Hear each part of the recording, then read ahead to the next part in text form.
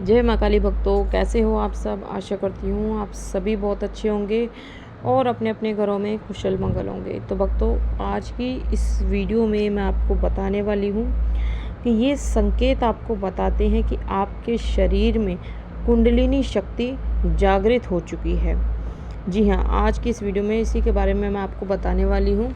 लेकिन बताने से पहले मैं आप सभी भक्तों से एक छोटी सी रिक्वेस्ट करना चाहती हूँ कि अगर आप हमारे माता की चौकी यूट्यूब चैनल पर नए हो तो सबसे पहले चैनल को सब्सक्राइब कर लीजिए और साथ में लगे बेल आइकन को दबा दीजिए, ताकि जो हमारी वीडियो की नोटिफिकेशन है वो सबसे पहले आप सभी भक्तों तक पहुंच सके।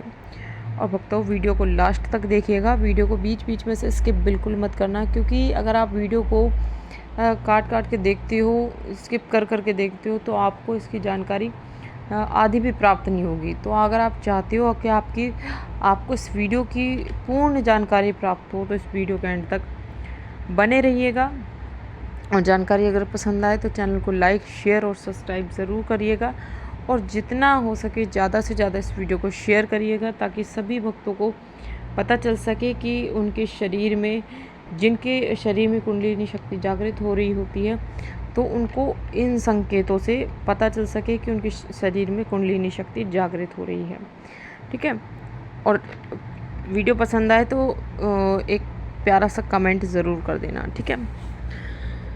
तो भक्तों, जब भी किसी भी भक्त की कुंडलिनी शक्ति जागृत होती है, ठीक है, जब हम अपनी पूजा पाठ निरंतर रूप से करते हैं, निरंतर रूप से जाप करते हैं, तो एक समय ऐसा आता है कि हमारे जो देवी देवता हैं उनकी कृपा से हमारी जो कुंडलिनी शक्ति होती है वो जागृत हो चुकी होती है।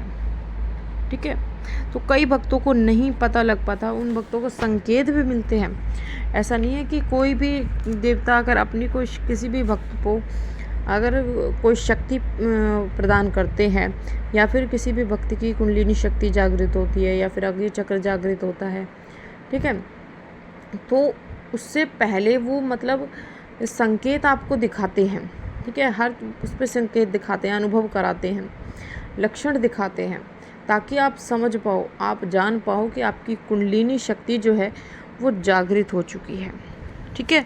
तो चलिए भक्तों, अब मैं आपको बता देती हूँ उन संकेतों के बारे में कि पहला संकेत जो आपको प्राप्त होता है जब आपके शरीर में कुंडलिनी शक्ति जागृत होती है, तो पूजा करते समय, जब भी आप पूजा पाठ करोगे, तो पूजा पाठ करते समय आपके जो शरीर में आपको कंपन सी महसूस आपको होगी, या फिर आपको पूजा करते समय आपको झटके लगेंगे।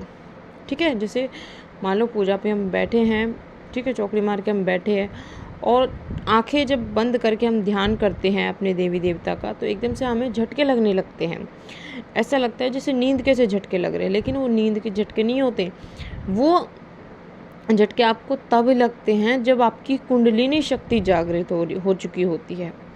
ठीक है। तो तब आपके शरीर में इस तरीके की हलचल होती है कि आपको शरीर में कंपन आपको महसूस होती है और झटके आपको लगने लगते हैं। ठीक है। बात करते हैं दूसरे संकेत के बारे में कि जब आपके शरीर में कुंडलिनी शक्ति जागृत होती है, तो आपकी जो रीढ़ की हड्डी है, आपकी उस रीढ़ की हड्डी में आपको कभी गर्माहट महसूस होगी, कभी आपको ठंडक महसूस होगी। ठीक है। क्योंकि कुंडलिनी शक्ति रीढ़ की हड्डी से होकर ही गुजरती है। ठीक है। जिसकी वजह से कभी आपको गर्माहट महसूस होगी अपनी रीढ़ की हड्डी में, कभी आपको ठंडक महसूस होगी। ठीक है। तो अगर आपके साथ भी ऐसा होता है तो समझ लीजिए कि आपके शरीर में कुंडलिनी शक्ति जागृत हो चुकी है, तभी आपको ये संकेत दिखाई दे रहे हैं। अब बात करते हैं तीसरे संकेत के बारे में कि जब आपके शरीर में कुंडलिनी शक्ति जागृत हो चुकी होती है, तो आपका जो आज्ञा चक्र होता है, जहाँ पर लेडीज़ें बिंदी लगाती हैं, उस आज्ञा चक्र पर आपको भारीपन महसूस होगा, हल्का खिंचाव आपको महसूस होगा। ठीक है। जो कि आपकी कुंडलिनी शक्ति के जागृत होने पर होता है। ठीक है। अगर आपके साथ ऐसा होता है, अगर आपके आज्ञा चक्र पर आपको भारीपन या फिर आपको खिंचाव महसूस हो रहा है, तो समझ लीजिए कि आपके शरीर में कुंडलिनी शक्ति जागृत हो रही है, जिसकी वजह से आपके शरीर में ये बदलाव आपको देखने को मिल रहे हैं, ये संकेत आपको देखने को मिल रहे हैं।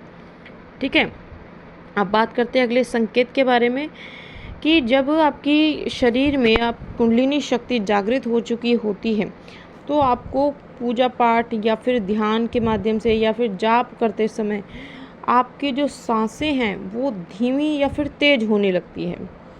ठीक है, तो आपकी सांसें धीमी या तेज होने लगती है क्योंकि जब कुंडलिनी शक्ति आपके शरीर में जागृत होती है तो वो आपको सबसे पहले आपके शरीर को शुद्ध करती है। ठीक है, जिसकी वजह से आपके साथ ये चीज़ें होती हैं, कभी आपकी सांसें तेज चलने लगती है, कभी आपकी सांसें धीरे चलने लगती हैं। ठीक है, तो यही कारण है कि आपके शरीर में कुंडलिनी शक्ति जागृत हो रही है। ठीक है, या फिर जागृत हो चुकी है। अब बात करते हैं 5वें संकेत के बारे में कि जब आपके शरीर में कुंडलिनी शक्ति जागृत हो चुकी होती है तो आपको जो सकारात्मक ऊर्जाएं होती हैं, ठीक है, सकारात्मक जो शक्ति होती है माँ की, वो उस शक्ति को, उस सकारात्मक ऊर्जा को आप महसूस कर पाते हो। देखो, जिसके शरीर में कुंडलिनी शक्ति जागृत हो चुकी होगी तो उसको 100% सकारात्मक ऊर्जाएं महसूस होंगी। ठीक है, वो अपने देवी देवता की जो शक्तियाँ होती हैं उनके चारों ओर, उन्हें महसूस कर पाएगा वो व्यक्ति जिसकी कुंडलिनी शक्ति जागृत हो चुकी होगी। तो ये संकेत जिसको भी मिलते हैं तो वो समझ लीजिए वो भक्त बहुत ही भाग्यशाली हैं, क्योंकि कुंडलिनी शक्ति हर किसी व्यक्ति की जागृत नहीं होती। ठीक है, जिस व्यक्ति की कुंडलिनी शक्ति जागृत होती है तो समझ लीजिए उन भक्तों पर उनके देवी देवता की विशेष कृपा होती है, इनकी वजह से उनकी कुंडलिनी शक्ति जागृत हो चुकी होती है। अब बात करते हैं अगले संकेत के बारे में, जो कि सबसे लास्ट और सबसे महत्वपूर्ण संकेत है कि जब हमारे शरीर में कुंडलिनी शक्ति जागृत होती है तो हमारे कानों में ओम की ध्वनि सबसे ज़्यादा सुनाई देती है। ओम की ध्वनि सबसे ज़्यादा सुनाई देती है और उसी के साथ साथ आपको घंटियों की आवाज़ आपको सुनाई देती है और शंख की आवाज़ आपको सुनाई देती है।